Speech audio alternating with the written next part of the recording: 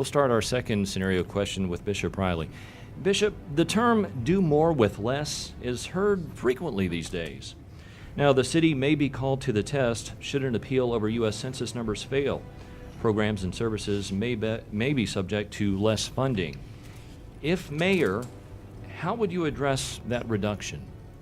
Well, as my experience from the State Farm, my experience on the state level and also the local level, and primarily the state level and the local level, what we were able to do was we made sure that we made sure that we studied the situation when it came to employees doing more with less. What I would do is have conversations with employees to make sure we have the right employees in the right positions.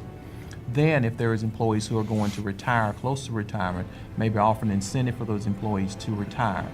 With that additional resources or additional money that we have there, if we are spending 40% on benefits, we would shift that 40% into other areas where we would actually need to shore up our particular budget.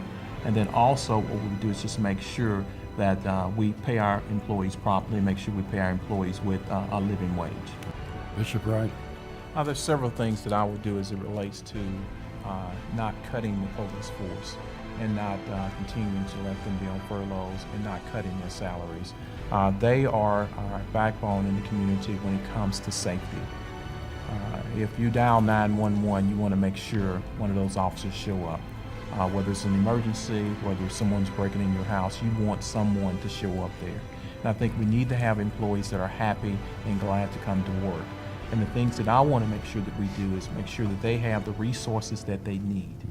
I do not want to cut anything from the police department. I want to shore up the police department. We have a surplus, supposedly. We should use those surplus dollars. If this is a rainy day fund, it's raining outside. In flooding, it's raining with our police department, it's raining in our public works department. We need to make sure those gentlemen who put their lives on the line have the resources that are needed.